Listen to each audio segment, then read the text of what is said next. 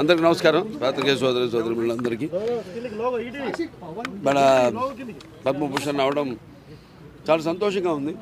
ఇంకా చేసే నేనేమైతే కిషన్ రెడ్డి గారు చెప్పినట్టు ఏదైతే నేను చేస్తున్నానో సినిమాల ద్వారా వినోదం కానీ లేకపోతే మంచి సందేశాత్మక చిత్రాలు, అలాగే ఒక క్యాన్సర్ హాస్పిటల్ చైర్మన్గా అయితేనేమి గత 15 సంవత్సరాలకి ఈ సంవత్సరంతో 15 సంవత్సరాలు పూర్తవుతుంది మార్చి నెలలో. దాని తర్వాత ఒక హిందూపూర్ శాసనసభ్యుడిగా 3వ సారి గెలవడం, నా సేవలను గుర్తించి మరి కేంద్ర ప్రభుత్వం నాకు ఈ పద్మభూషణ్ని ఇవ్వడం అన్నది వారికి నా ధన్యవాదాలు తెలియజేసుకుంటున్నాను. ముఖ్యంగా ఎంతోమంది ఉన్నారు, అంటే నా వెనక బలం ఎంతోమంది. ఇప్పుడు నా కాన్స్టిట్యున్సీ విషయానికి వస్తే నా అక్కడ హిందూపూర్ ప్రజానికానికి నా ధన్యవాదాలు తెలియజేసుకుంటాను. అలాగే పుణ్య దంపతులు ఎన్టీ రామారావు గారు బసవరామ తారకం బిడ్డగా వాళ్ళ కడుపున జన్మించినందుకు ఆయన ప్రతిరూపాన్ని నాలో చూసుకునే అవకాశం కలిగించినందుకు మరి దైవాంశ సంభూతుడు, అలాగే విశ్వ నట రూపం ఎలా ఉంటుందో చూపించిన కారణ జన్ముడు, నా కేవలం తండ్రే కాదు నా గురువు దైవం అంతా ఎన్టీ రామారావు గారు.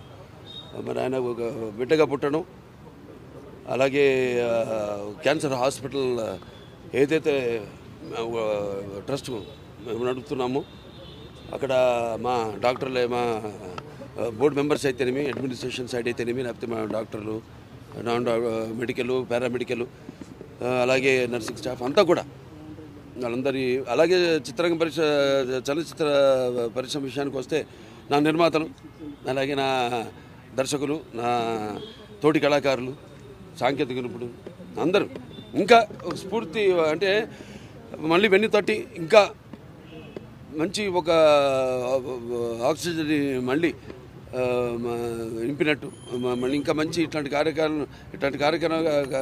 కార్యక్రమాలు కొనసాగించమని ఇంకా బాగా మా స్ఫూర్తినిచ్చి మళ్ళీ నన్ను ఉత్సాహపరిచినట్టుగా నేను భావిస్తూ నా చిన్న విన్నపం, కిషన్ రెడ్డి గారు నాన్నగారికి భారతరత్న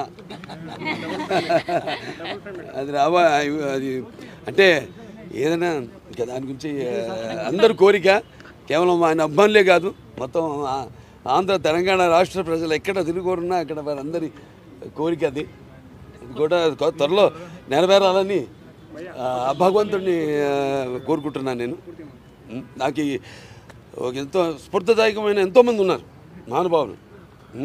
మహానుభావులు కోవకే చెందిన మా నాన్నగారు రామారావు కూడా.